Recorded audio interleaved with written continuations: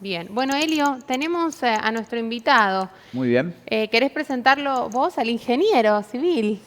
Al ingeniero, sí, sí, bueno, Julio es, en la perspectiva personal, Julio tiene que ver con un ejemplo de institucionalidad en la Argentina, un ejemplo que creo que ha durado en el tiempo y que ha dado muestras como ahora que hay una disidencia entre presidente y vicepresidenta, antes era Claro. presidenta y vicepresidente, pero nunca afectó la institucionalidad y esas instituciones que era el cargo de vicepresidente, jamás él tuvo dudas sobre que tenía que continuar allí.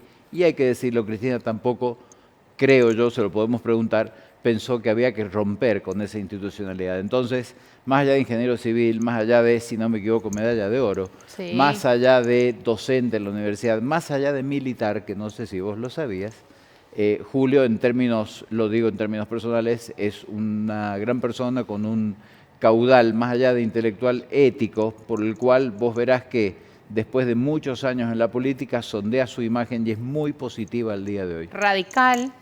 Sí, sí, sí, Y para los chicos que nos están viendo, porque este programa lo ve toda la familia, están cenando y lo ven chicos muy jóvenes que por ahí no vivieron la época del 2008 o claro, son muy jovencitos y no se acuerdan. claro. Julio fue compañero de fórmula de Cristina en el primer mandato de Cristina como presidente. Cuando se inventa la Impresionante. transversalidad y Julio, junto con 4 gobernadores más del ámbito radical, aceptan esta propuesta de integrar en la política distintas corrientes. Lo intentó Perón con Balbín y Balbín con Perón, es decir, esto no es nuevo, pero sí fue un proceso que, bueno, se rompió con la 125 como modelo posible, pero dio señales de que cuando uno busca acuerdos, cuando uno busca consensos, se pueden lograr. Y Bien. el disenso, creo yo, genera consecuencias como las que está teniendo hoy la libertad de Muy avance. bien. Bueno, Elio, lo presentamos. Cómo no, Julio, si estás allí, buenas noches, un gusto recibirte, una alegría que hayas aceptado compartir con nosotros esta noche. Entiendo que nos estás escuchando. Sí, sí, perfecto, lo estoy escuchando y lo estoy viendo. Gracias por tus palabras, Elio. La verdad, no necesito tener abuelita después de todo lo que ha dicho sobre mi persona, así que agradecido. Está muy bien. Julio, hoy es un día bastante particular porque nadie imaginaba resultados de estas características en cuanto a las proporciones en el plano de las elecciones en todo lo que es la provincia de Buenos Aires. Nos interesa hablar un poco del pasado como, diría yo, como modelo de un hombre que ha estado en los distintos espacios de representación institucional en el país y también en cuanto al pasado, por decirlo así, y también hablar del futuro. Me gustaría primero que si hay algo que puede ser importante desde la perspectiva de una persona que lleva tantos años en la política, ¿qué crees que pasa después de los resultados que vamos a tener hoy hasta octubre con el gobierno del presidente Javier Milei y su modo de gobernar y su modo de hacer política, o el modo de su hermana de hacer política? ¿Y qué pasa si estos resultados digamos, se corroboran o se profundizan o eventualmente se revierten en las elecciones de octubre? ¿Qué hay del gobierno de aquí hasta octubre y qué hay del gobierno de aquí hasta la finalización del mandato de Milei? Bueno, creo que el gobierno, como bien vos lo decías, ya está cumpliendo la mitad de su gestión. Entonces no hace falta solo eslogan de campaña, como el que utilizó en la provincia de Buenos Aires, con el eslogan que es desafortunado, ¿no? Aparte, kirchnerismo nunca más. La verdad que la gente a esta altura ya está esperando resultados. Los Claro, resultados que ha logrado el gobierno ha sido bajar la inflación, pero obviamente con el costo de una gran recesión, producto de la pérdida del poder adquisitivo, producto de una política económica que yo más que económica diría de finanzas, de sostener el valor del dólar, a costa de la venta de las reservas del Banco Central. Seguimos con reserva negativa, lo que impacta obviamente en el riesgo país, ya que esta situación, los mercados, el fondo no lo ven con buenos ojos.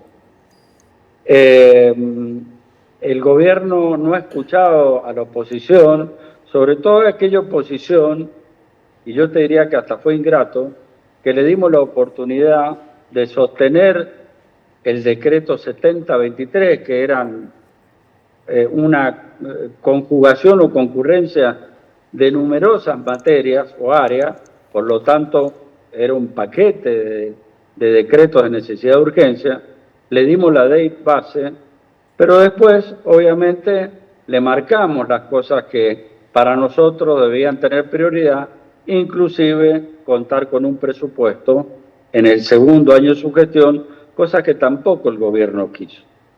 Entonces, obviamente, en esta elección, que el gobierno la nacionalizó él, una elección provincial, pero buscó nacionalizarla por el impacto que tiene el peso específico de la provincia de Buenos Aires, por la gran cantidad de electores, Claro. pero también porque hay figuras de mucho liderazgo, Cristina Fernández, Axel Kicillof, y bueno, y el resultado fue adverso. Por lo tanto, indudablemente que ha sido un mensaje de la ciudadanía, ¿no? Que ya se le está yendo el encanto de las palabras y que está esperando resultados. Entonces, el gobierno va a tener que reformular sus formas y sus objetivos, sobre todo en el área económica, porque el área económica tiene dos áreas, finanzas y la economía, hablando de desarrollo económico, de crecimiento, de inversiones. Entonces el gobierno ha hecho el leitmotiv de su esquema central de gobierno el superávit fiscal. Pero el superávit fiscal es un medio, todos queremos una economía ordenada, pero después viene el bienestar de la sociedad y es ahí donde esta bonanza, si llegara en inversión, en crecimiento, en mayor PBI, en créditos que hoy no tenemos, bueno, volcarla en bienestar de la sociedad, cosa que en las prioridades del gobierno no ha estado ni los jubilados, ni los docentes universitarios, ni los discapacitados, ni las obras públicas, entre otras cosas, para nombrar y sintetizar algunos ejemplos, ¿no? Esa es mi primera reflexión. Está muy claro, Julio. ¿Crees que de esta posibilidad de que el gobierno comience a escuchar, diría yo, no sé si estás de acuerdo, no solo a la oposición, sino también a la gente, encontrar un camino de diálogo con los que comunican lo que pasa en la política, que son el mundo del periodismo, el mundo de la gente que difunde los mensajes? ¿Crees que esto puede revertirlo de aquí a octubre? Mire, difícil por el carácter que le conocemos al presidente, pero es totalmente necesario, porque la verdad que el presidente genera enemigos, no adversarios, y entre ellos lo tiene a la prensa, ¿no? Cualquier observación o crítica que hace, bueno, usted sabe cómo lo castiga en sus redes y sus seguidores, que son verdaderamente injustos. Bueno, hemos tenido ejemplos de cercenar a la prensa recientemente con una supuesta causa de corrupción que se ha impedido que la prensa informe o dé a conocer la información que tiene respetando la fuente. Así que, Helio, yo creo que va a ser necesario cambiar, pero va a tener que ser un giro de 180 grados, no es morigerar la dirección, porque hasta ahora lo que hemos visto es una verdad absoluta y muchos eslogan que ya la gente, bueno, en un principio le da la venia, le da a la derecha, pero después vuelvo a decir, espera resultados. Y la verdad que si yo pregunto, a ver, ¿hay algún área de la economía que le vaya bien? ¿Le va bien al turismo? ¿Le va bien a las empresas constructoras? ¿Le va bien a la industria vitivinícola? Yo quisiera conocer a ver qué área, salvo los bancos, que los bancos siempre les va bien, sobre todo Claro.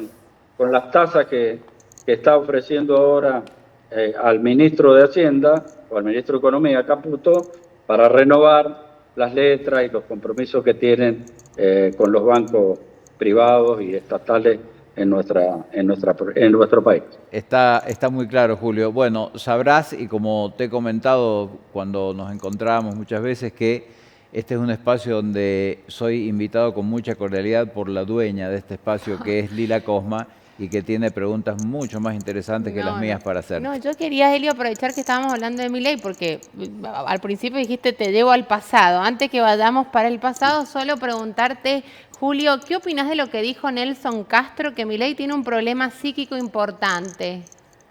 ¿Qué opinas de eso? Bueno, él es neurólogo, creo, ¿no? Y también calificaba como el síndrome de Ubi, esta eternidad en el poder a Cristina Fernández.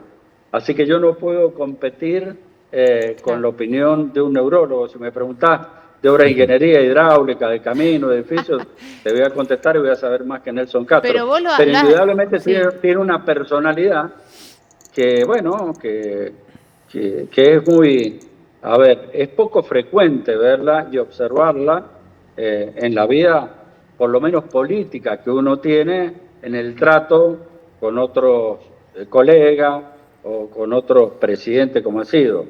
Es una personalidad extraña, si se quiere decir, pero bueno, dejemos que cada uno de los especialistas lo califique de mejor manera, ¿no? Bien, ahora sí, Helio, si te parece, nos vamos para el pasado. Julio, una pregunta de orden institucional, pero también personal. Y juega, digamos, no solo el sentimiento, sino también el sentido de, creo yo, patriotismo.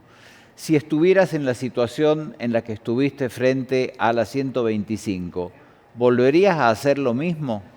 Me gustaría saber tu respuesta y me gustaría saber por qué crees que habría que hacer lo mismo. Quizás sea un mensaje para la gente joven más importante que para la gente de mi edad. Sí, sí. A ver, yo venía de administrar una provincia, he sido gobernador y conozco los límites. Yo cuando mi vicegobernador, con el cual tuve y tengo todavía una excelente relación con él, ya el retirado de la política, yo cuando enviaba un proyecto al Ejecutivo, y mi vice me decía, Julio, esto no sale, yo le decía, bueno, modificalo. Y si ves que no se puede o que las modificaciones van en contra de nosotros, bueno, retiramos el proyecto. Escuchemos a todos. Esta es la forma de manejarse. Y yo me cansé de decirle a la presidenta, en forma personal, y muchas noches por escrito le mandaba cuál era mi postura, le indicaba el camino a seguir, hablé en reiteradas oportunidades. Y bueno, y no se entendió, convoqué a los gobernadores, todos pensaban lo mismo, los que eran gobernadores, los que tenían la responsabilidad ministerial, sabía que no se podía tensar la cuerda. Y sobre todo en un tema que ya había dejado de ser un tema sectorial o empresarial o tributario. Estaba en riesgo la paz social por la tensión que había generado el conflicto, mercados y almacenes vacíos, rutas cortadas, agresiones entre los propios argentinos. Bueno, así que agoté las circunstancias, volvería a hacer lo mismo. Recordemos, Helio, que pedí un cuarto intermedio, no me lo considero, ni el oficialismo ni la oposición.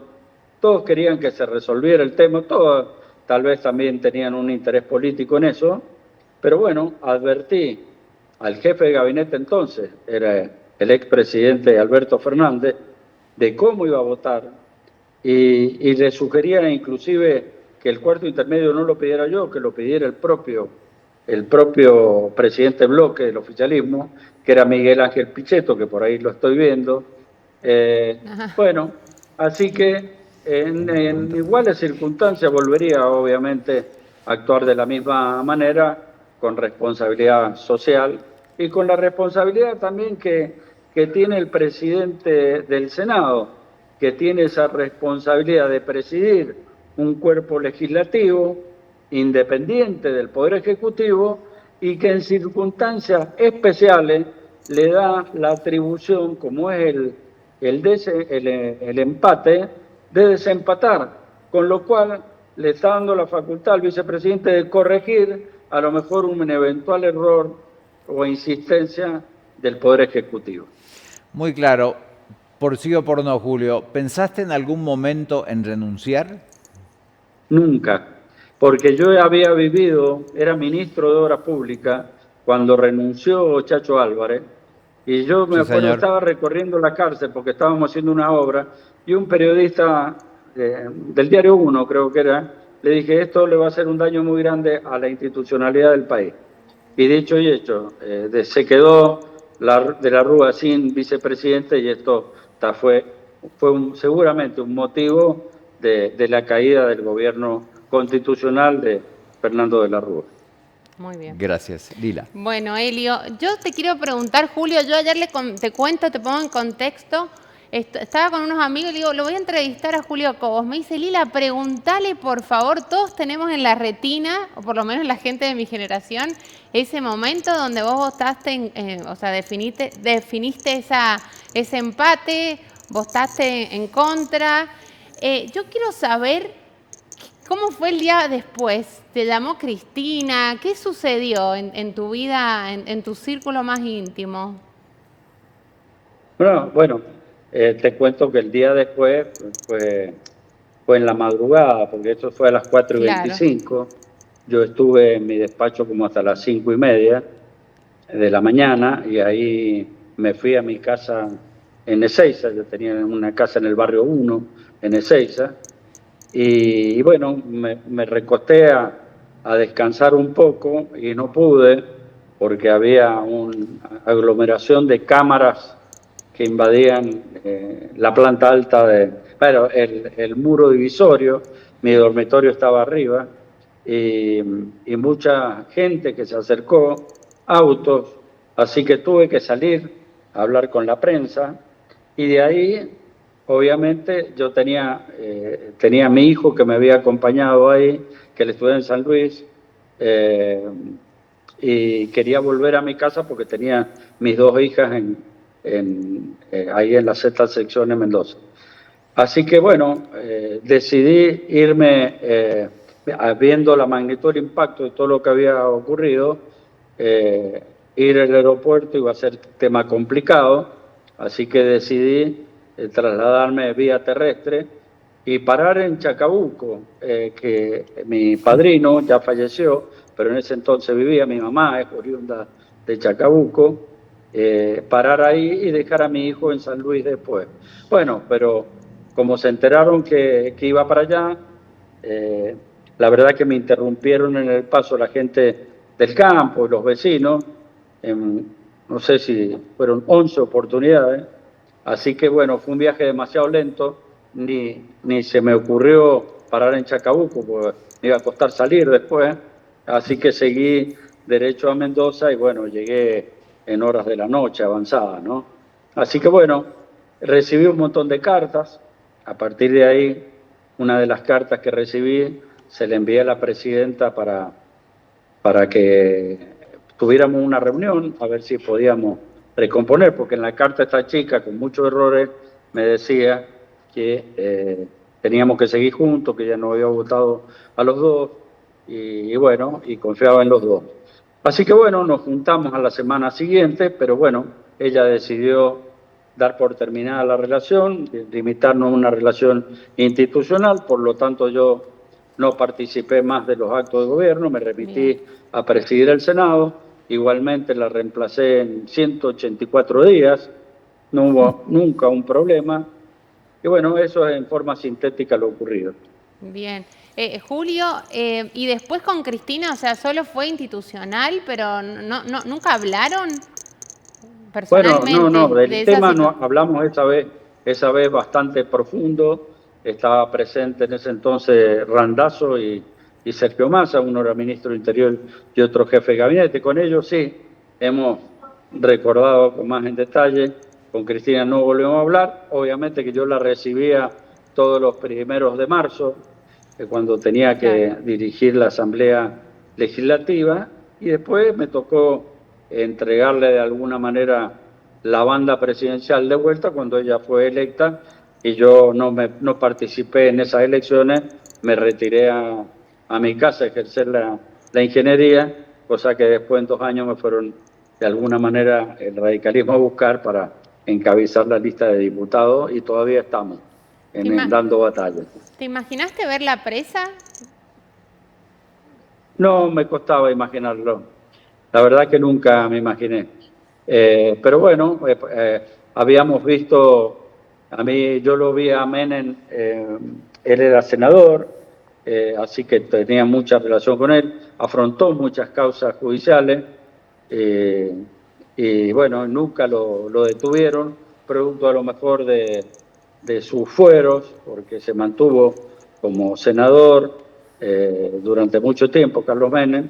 Cristina Fernández no, optó por estar en el llano, y hoy, bueno, está cumpliendo en el domicilio una detención un tanto particular, porque seguramente enseguida va a salir al balcón, si que no salió, a arengar de alguna manera a los militantes por el triunfo que ha tenido la provincia de Buenos Aires. Es otro búnker la casa de Cristina. Es otro búnker, pero más allá de eso, Julio, imagino que en este contexto uno no puede negar diría yo, podría llamarse astucia o inteligencia de Cristina Fernández para conservar un espacio político y seguir conduciéndolo aún dentro de las limitaciones teóricamente que impone una prisión domiciliaria, lo que hace que haya que repensar qué va a pasar con el justicialismo de aquí en adelante. ¿Vos crees que el justicialismo va a ser una fuerza que haga presencia fuerte en la batalla presidencial de aquí a 2 años? Mira, yo lo que he aprendido en estos años, que al justicialismo, al kirchnerismo, no hay que decir le vamos a poner el clavo al cajón, lo vamos a enterrar, porque han perdido elecciones, que son las reglas de juego, están acostumbrados a perder, pero siempre tienen ambición de poder y se preparan desde la oposición para generar una alternativa. Se unieron en la provincia de Buenos Aires con diferencias de criterio. Digamos que acá Kicillof le ganó a Cristina, Cristina quería elecciones unificadas con la nacional, Kicillof no. En ese caso, bueno, de alguna manera... No lo estamos escuchando. De alguna manera, él saca una cierta ventaja a Kicillof. Habrá que ver el resto del justicialismo.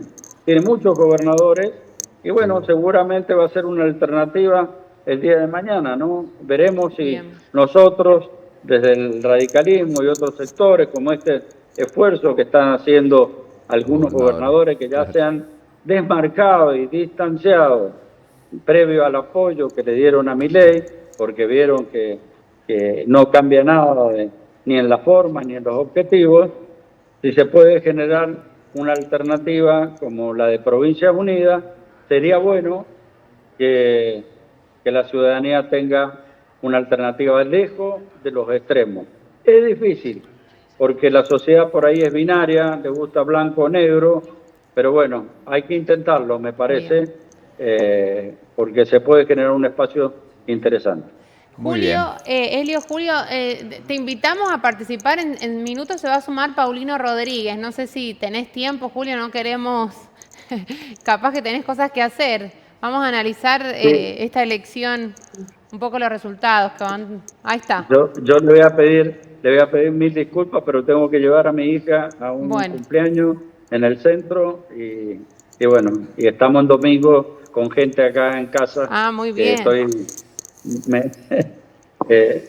Lo he abandonado un tiempo. Bueno, Julio, pero bueno, si querés, en otra oportunidad lo programamos. Perfecto, claro, si querés simplemente saludarse y nos despedimos, o sea, para sumarlo rápidamente. Dale. Un abrazo, bueno, un abrazo Cobos. Un saludo grande. Un abrazo, Elio. Gracias. Ahí está. Escucharlo. Gracias, Julio. Paulín, un abrazo a Paulín. Ahí está. Gracias, Julio, muy amable, muchas gracias. Bueno, Paulino, bienvenido. ¿Cómo estás? Un placer saludarte. Lo mismo digo, un enorme abrazo a ambos. Bueno, Paulino, ¿podríamos confirmar una derrota del gobierno frente al peronismo? Sí, eso está confirmado. La diferencia supera los 13 puntos porcentuales, es mucho más alto de lo que todo el mundo presagiaba. Fallaron todos los pronósticos habidos y por haber. Definitivamente la elección para el gobierno ha sido un masazo. No se sabe si Milei habla o no, está en el búnker. No hay prácticamente militantes en Gonet. Mucho operativo de seguridad, algunos funcionarios.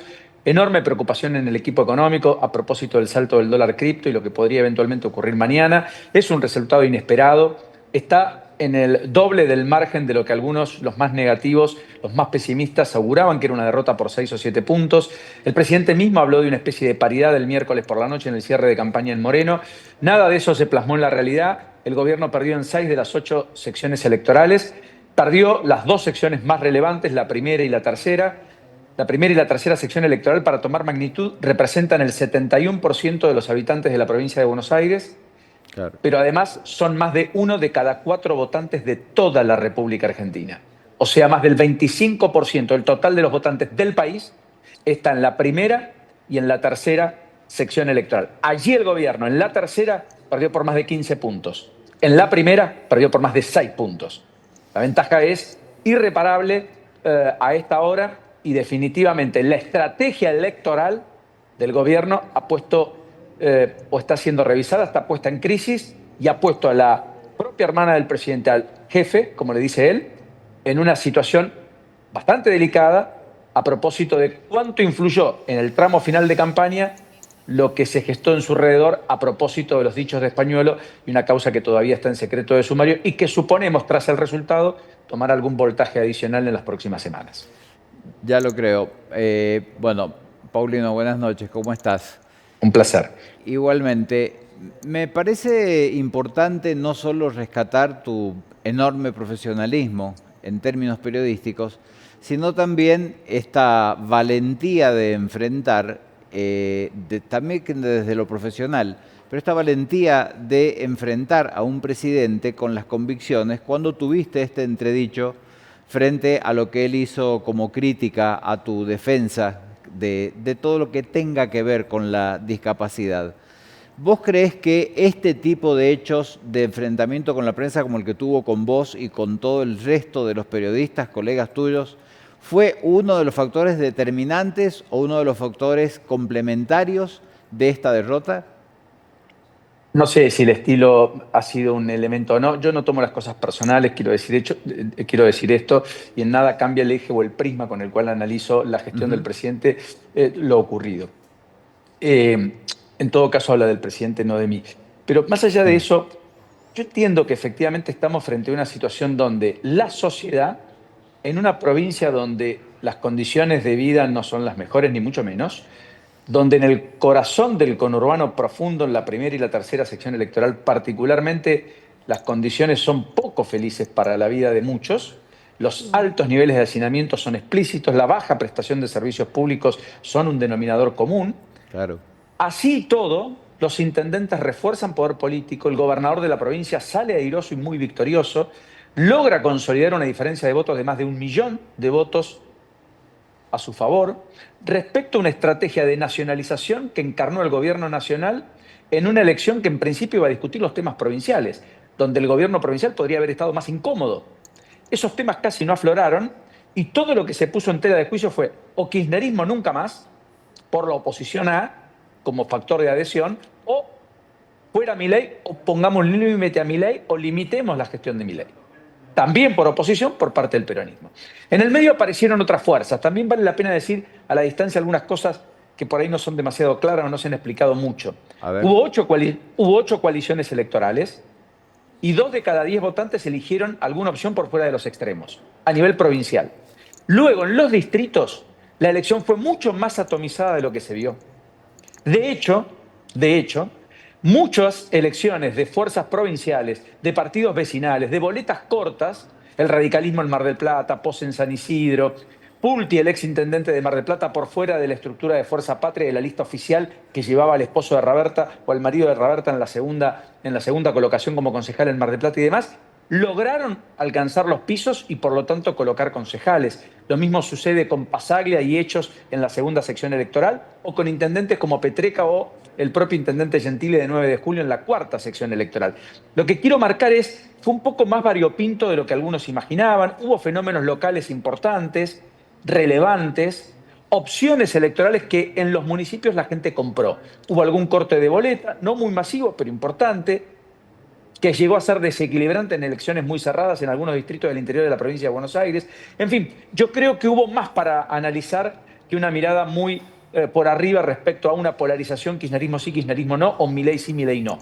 Independientemente de eso, el resultado a todas luces da cuenta de una sociedad que pone un límite al ejercicio del poder como tal, concebido como tal por el presidente en las condiciones que lo está llevando adelante. Probablemente es alguna o algún rechazo a la política económica, particularmente que ha golpeado y duro al conurbano profundo, aunque también hay en una vasta sociedad o en unos vastos sectores de la sociedad una mirada atenta a distintas opciones por fuera de los polos que parecen retroalimentarse en la verborragia y en ciertos discursos violentos que hemos asistido en los últimos años. Paulino, ¿este resultado de las elecciones se puede replicar en las provincias? No lo sé, pero ha sido bastante en línea con lo que ha pasado en las provincias, ¿no? Donde la Libertad Avanza no tuvo ninguna victoria, salvo donde fue aliado con el gobernador Esdero por caso en Chaco, y donde las fuerzas provinciales o el sello de la Libertad Avanza, escindido de la figura de Javier Milei en la boleta, no ha tenido la preponderancia que algunos esperaban. Por eso digo que está crujiendo y está puesta en crisis la estrategia que utilizó la Libertad Avanza, de ir por el sello, por la consolidación del espacio violeta puro, en desmedro de acuerdos que le permitieran alzarse con victorias, como pudo haber ocurrido el domingo pasado, sin ir más lejos, en la provincia de Corrientes, donde puso un candidato propio y no alcanzó el 10% de los votos y terminó en un lugar poco decoroso, que es el cuarto, colocando muy pocos referentes provinciales. Entonces, yo creo que acá a todas luces se impone una reingeniería política de un gobierno que ha tenido un déficit existencialmente muy relevante y en los últimos meses se ha puesto muy de manifiesto justamente en la gestión política. El Estado tiene, entre otras cosas, el deber de gestionar la política. El presidente, como máxima figura y principal exponente de la política, no puede no asumir el rol de tal. No querer hacerlo no es inocuo. Tiene consecuencias, las estamos viendo. Bien. Helio, para cerrar. Para cerrar, me gustaría conocer si, desde tu perspectiva y con los años de análisis político que llevas, Paulino, ¿crees que esta revisión, como decía, esta reingeniería que tiene que hacer el gobierno, es para poder llevar adelante la gestión de gobierno hasta la finalización y poder revertir esto? ¿O tiene posibilidades de hacer algún cambio para octubre y revertir estos resultados realmente malos para ellos? En principio no es traspolable lo de las elecciones provinciales a la elección nacional. En eso tiendo a dar la derecha al gobierno nacional. El problema es cómo llega el 26 de octubre el gobierno, con qué contexto macroeconómico y en qué situación política. Claro. Porque lo que ha venido ocurriendo en los últimos 2 meses largos, casi de criptolibra para acá, desde el mes de febrero, es que el gobierno ha retrocedido casilleros. El pico de actividad llegó a fines de febrero, comienzo de marzo. En términos económicos, por tanto, hay meseta y alguna contracción económica que podría profundizarse. En términos sociales hay necesidades más acuciantes de las que existían. En términos políticos hay más debilidades de las que se habían mostrado. De hecho, perdió 20 batallas legislativas desde marzo hasta acá el propio oficialismo nacional, que de 18 batallas legislativas o 17 había ganado 15 hasta marzo de este año, aún con la misma minoría, con los mismos diputados y senadores. Es decir, yo creo que el gobierno tiene una posibilidad, pero le es más cuesta arriba. No es un buen resultado el de hoy. Veremos cómo resetea la gestión. Creo que es muy largo llegar al 26 de octubre tal cual están las condiciones hoy, con lo cual se esperan anuncios, el mercado lo va a requerir. El mercado somos todos los actores económicos que definitivamente vemos con cierta preocupación algunos errores no forzados crecientes del propio equipo económico que han gestado o han coadyuvado a una situación económica más endeble de la que algunos imaginaban hace tan solo 2 o 3 meses atrás. Dicho todo esto, quedan 2 largos años, 2 años y medio casi de mandato. Por lo tanto, siempre es plausible reconsiderar situaciones y, por lo tanto, recuperar terreno. Bien. Tampoco bueno, quiere decir que eso sea fácil. Enorme claridad. Muchas gracias, Paulino. Bueno, Paulino, enorme abrazo para los dos. Agradecerte esta comunicación y, bueno, sabes que te aprecio. Gracias por la comunicación. Les agradezco, los aprecio yo también. Un saludo enorme a la distancia y vaya... la salutación por el enorme esfuerzo cotidiano de hacer periodismo a lo largo y ancho del país, como el caso de ustedes. Un abrazo. Gracias, igualmente. Paulino. Chao. Bueno, Helio, ¿qué programa? ¿Cómo arrancamos? Sí, a mí se me ocurre llevar todo esto al plano de lo provincial y sin que se transforme en un elogio, decir que ha habido una visión estratégica en el gobierno provincial de mantenerse con identidad propia y no mezclarse para sumar votos. Sigue siendo una muy buena apuesta que creo que va a darle muy buen resultado en octubre. Sí, ¿no? Sí, definitivamente. Separarse. no dudar, porque viste que dijo Fabián Martín acá en el domingo pasado De que eso habían me estaba estado acordando, claro. comunicándose con el gente del gobierno nacional y dijo, no, vamos solos. Bien, Yo me permito rectificarlo con humildad al vicegobernador. No van solos, van con un caudal de votos que ya tienen y van con una imagen positiva del gobernador muy alta. muy alta. Eso Digo, no van es un tema solos menor. sin los Claro, libertarios. sin alianza, Sí, sin sí. alianza. Bien, Bueno, la alianza sí con el bloquismo, pero no con lo que suponía que podía arrastrarlos a un éxito mayor en las urnas. defendiendo su identidad. Así es. Bueno, habrá que ver. Elio, le voy a decir a la gente, a mí me gustaría hacer una encuesta acá, no ahora, próximamente. Muy interesante. A ver Sí, sí. si fueran las elecciones, si fuera el 26 de octubre, ¿qué votaría? Sí, un sondeo de Podríamos, opinión. sí.